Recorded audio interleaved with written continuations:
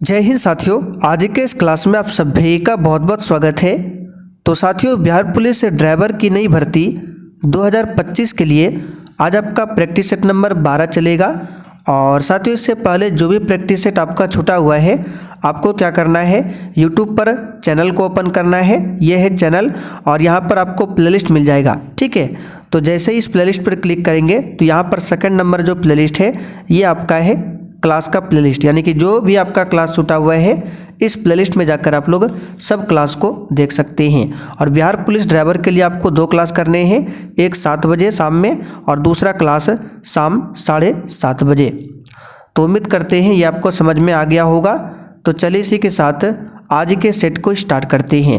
और देखिए साथियों, जिन्होंने अभी तक इस बैच को ज्वाइन नहीं किया है तो फटाफट से जाकर आप लोग इस बैच को ज्वाइन कर सकते हैं। ऑलरेडी बहुत सारे बच्चों ने कोर्स को ले रखा है।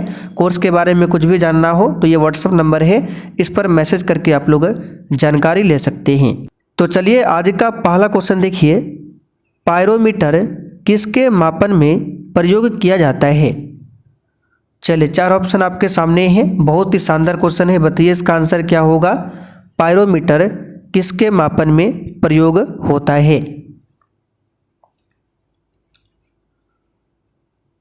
आंसर है उच्च ताप।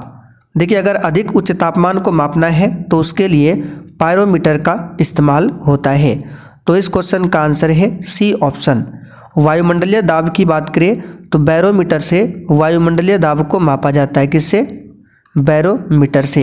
और अगर आर्द्रता को मापना है इसके लिए हाइग्रोमीटर। ठीक है, हाइग्रोमीटर से आर्द्रता को मापा जाता है और आपेक्षिक घनत्व को हाइड्रोमीटर से मापा जाता है। किससे? हाइड्रोमीटर से मापा जाता है। तो सभी फैक्ट को ध्यान रखिएगा। अगला क्वेश्चन, ऑटोमोबाइल के हाइड्रोलिक ब्रेक के कार्य करने का सिद्धांत क्या है? और देखिए, आज क्वेश्चंस का ज़्यादा डिस्कस नहीं होगा।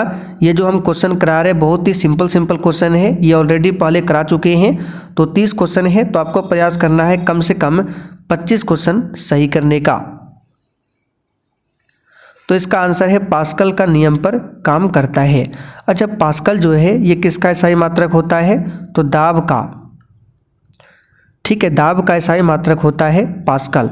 और दाब बराबर सूत्र पूछे क्या होता है? तो बल बटे क्षेत्रफल। क्या होता है? बल बटे क्षेत्रफल। बल का होता है मात्रक न्यूटन, क्षेत्रफल का होता है मीटर स्क्वायर। तो इसको हम लिख सकते हैं न्यूटन प्रति मीटर स्क्वायर। तो दाब का एसआई मात्रक न्यूटन प्रति मीटर स्क्वायर होता है और यही आपका 1 पास्कल के बराबर है। प्रकाश विकिरणों की प्रकृति क्या होती है? ये सब क्वेश्चन ऑलरेडी हम करा चुके हैं।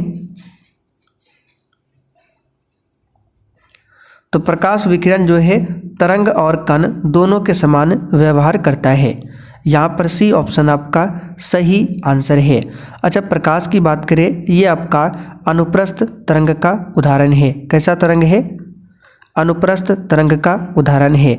और प्रकाश जो है इसकी चाल 3 गुना 10⁸ मीटर प्रति सेकंड है निर्वात में। अभिनेत्र लेंस द्वारा किसी वस्तु का किस प्रकार का प्रतिबिंब रेटिना पर बनाया जाता है?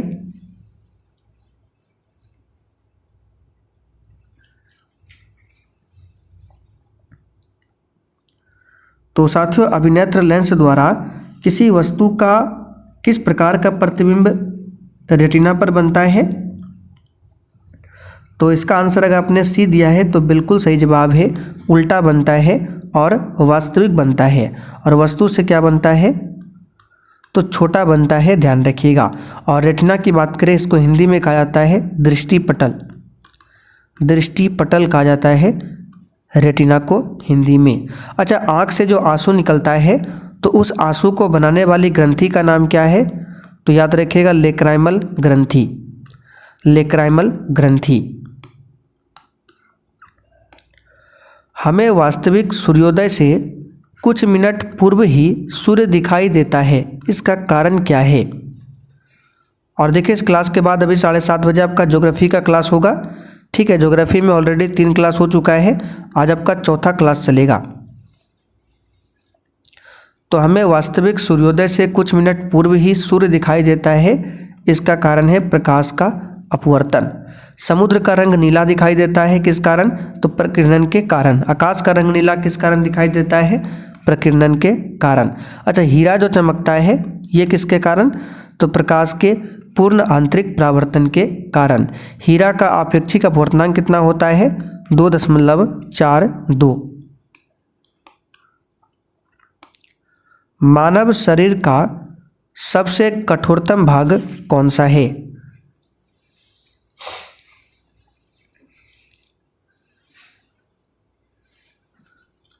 आंसर है इनामेल। ये मानव शरीर का सबसे कठोरतम भाग है।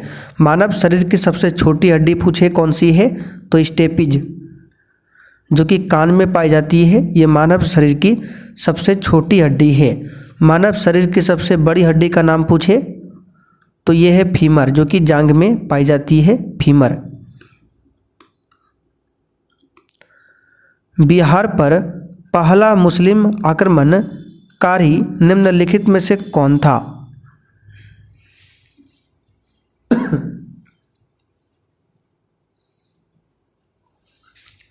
आंसर है बख्तियार खिलजी। ठीक है, बख्तियार खिलजी ने ही बिहार पर पहला आक्रमण किया था और इसने नालंदा विश्वविद्यालय को भी ध्वस्त किया था। ठीक है, तो अगर आपसे पूछे नालंदा विश्वविद्यालय को ध्वस्त किसने किया था? बख्तियार खिलजी ने। और इस विश्वविद्यालय को किसने बनवाया था? तो कुमारगुप्त प्रथम ने। नर्तकी की प्रसिद्ध कांस्य मूर्ति मिली थी?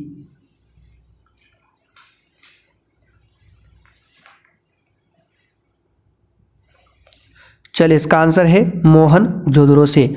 मोहनजोदड़ो का शाब्दिक अर्थ होता है मृतकों का टीला। मोहनजोदड़ो वर्तमान में पाकिस्तान में है। कालीबंगन कहाँ पर है? आप लोग थोड़ा सा कमेंट करके बताइए तो। प्राचीन भारत की प्रसिद्ध रचना मृच्छकटिकम किसके द्वारा रचित है?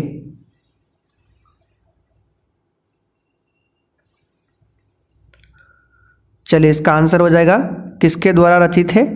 तो शूद्रक के द्वारा। शूद्रक के द्वारा। कलहन की रचना है राजतरंगिणी।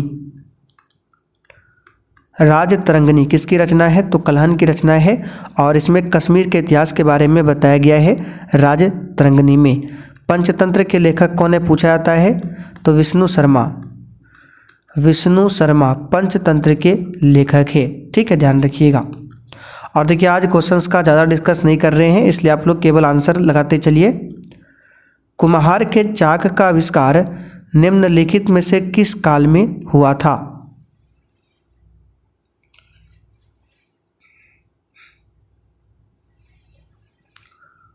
तो ये हुआ था नवपाषाण काल में। किस में हुआ था? नवपाषाण काल में। मोटर कार की हेडलाइट में किसका प्रयोग होता है?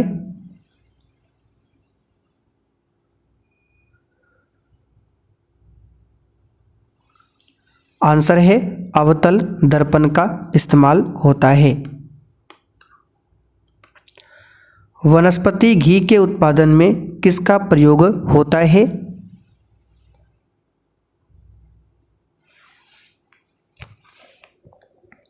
आंसर है हाइड्रोजन का इस्तेमाल होता है। हाइड्रोजन के कितने समस्थानिक है? तो कई बार हम बता चुके हैं, इसके 3 समस्थानिक होते हैं। कौन कौन सा समस्थानिक है वो सब हमने नोट्स में लिख दिया है। अगर आप रेगुलर नोट्स को पढ़ते हैं तो आपको पता होगा। बाकी नाइट्रोजन की बात करें, ये वायुमंडल में सबसे अधिक है, 78% है। दूध की शुद्धता मापने के लिए किस यंत्र का उपयोग होता है? चलिए, सब नॉर्मल क्वेश्चन है, पीछे हमने क्लास में ये सब क्वेश्चन करा रखा है, इसलिए 30 क्वेश्चन में से आपको प्रयास करना है 25 क्वेश्चन से ज़्यादा क्वेश्चन सही करने का। इसका आंसर है लैक्टोमीटर। क्या है? लैक्टोमीटर। अच्छा, दूध से जो दही बनता है ये किस जीवाणु के कारण बनता है? तो लैक्टोबैसिलस जीवाणु के कारण। ठीक है, लैक्टोबैसिलस जीवाणु के कारण दूध से दही बनता है। दूध से दही बनना कौन सी प्रक्रिया है? तो रासायनिक परिवर्तन है। अगला क्वेश्चन, भूरा कोयला के रूप में किसे जाना जाता है? ये क्वेश्चन 100 से भी अधिक बार हम बता चुके हैं। लिग्नाइट इसका आंसर होगा। पीट कोयला सबसे घटिया कोयला है। बिटुमिनस प्रकार का कोयला भारत में सबसे अधिक मिलता है। कोशिका का रसोई घर किसे कहा जाता है?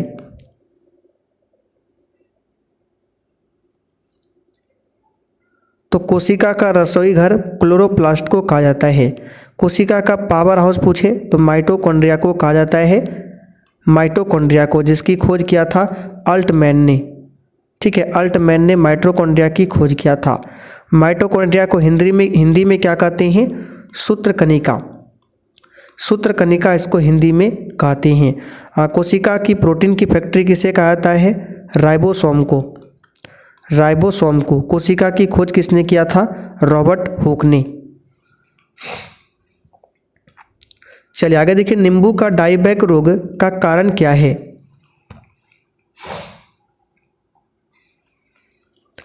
तो हमने आपको नींबू में बताया था, आलू में बताया था, ठीक है, धान में बताया था, सब में बताया था। तो नींबू में एक रोग होता है डाईबैक, और ये होता है तांबा की कमी के कारण। आलू में रोग होता है ब्लैक हार्ट रोग। ब्लैक हार्ट रोग ये किससे संबंधित है? आलू से, जो कि ऑक्सीजन की कमी के कारण होता है।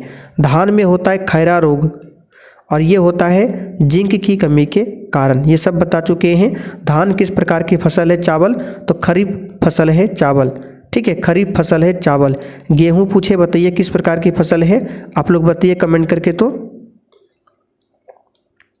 गन मेटल किसका मिश्रण है? तो तांबा टीन, यानी कि कॉपर और टीन के मिश्रण से बनता है कांसा।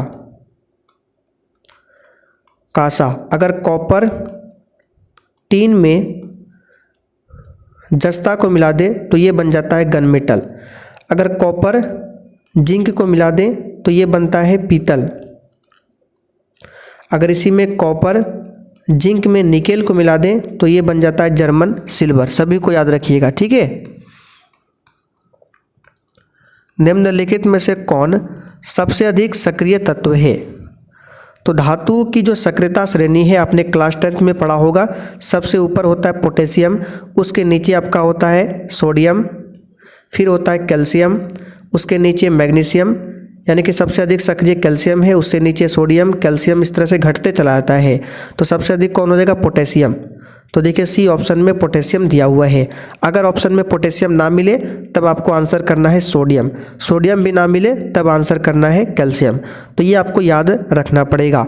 मैग्नीशियम के नीचे एल्युमिनियम आता है, उसके नीचे जस्ता आता है, ठीक है, जिंक आता है, जर्डन, उसके बाद लोहा आता है। इस तरह से इसका क्रम है। चलिए आगे बढ़ते हैं। Question number 19। कौन सा एंजाइम भोजन में उपस्थित जीवाणुओं को नष्ट करता है? इसका आंसर हो जाएगा लाइसोजाइम एंजाइम। ये भोजन में उपस्थित जीवाणुओं को नष्ट करता है। टाइलिन नाम का एंजाइम होता है लार में, ठीक है। कहाँ पर होता है? लार में टाइलिन नाम का एंजाइम पाया जाता है। अवस्रव्य तरंगों की आवृत्ति क्या होती है? तो इसे भी हमने कई बार पीछे क्लास में बताया है। आप क्लास पीछे देखिए, आपको समझ में आ जाएगा। अवस्रव्य मतलब क्या होता है? एक होता है श्रव्य, एक होता है अपश्रव्य और एक होता है पराश्रव्य। तो अपश्रव्य तरंगों की जो आवृत्ति होती है वो 20 हर्ट्ज से कम की होती है। तो 20 के लिए आंसर आपका हो जाएगा ऑप्शन सी, 20 हर्ट्ज से कम। इसको हम लोग नहीं सुन सकते हैं। और ये 20 हर्ट्ज से 20,000 हर्ट्ज के बीच जो है ये होता है श्रव्य, जिसको बोलते हैं ऑडिबल, जिसको हम लोग सुन सकते हैं। और 20,000 हर्ट्ज से अगर अधिक हो जाए या फिर 20 किलो हर्ट्ज इससे अगर अधिक हो जाए तो ये होता है प्राश्रव्य, यानी कि अल्ट्रासोनिक, जिसे हम लोग नहीं सुन सकते। हम लोग केवल सुन सकते हैं 20 से 20,000 के बीच में। चलिए, कृत्रिम वर्षा उत्पन्न कराने में उपयोग होता है। इसमें सिल्वर आयोडाइड का इस्तेमाल होता है। अगला क्वेश्चन, निम्न में से कौन सा पदार्थ नाभिकीय रिएक्टर में मंदक का काम करता है?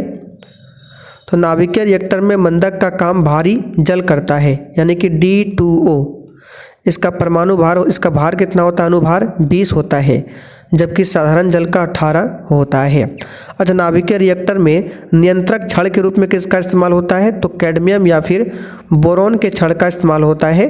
ठीक है, कैडमियम या फिर बोरोन के छड़ का इस्तेमाल होता है नियंत्रक छड़ के रूप में। चलिए, बहुत ही सिंपल क्वेश्चन आज करा रहे हैं आपको। इंसुलिन कहाँ से उत्पादित होता है? आंसर है पेनक्रियाज यानी कि अग्नाशय से। हाइड्रोजन के समस्थानिकों की संख्या तो कई बार बता चुके हैं, 3। चलिए, पिच ब्लेड बताइए किसका अयस्क है?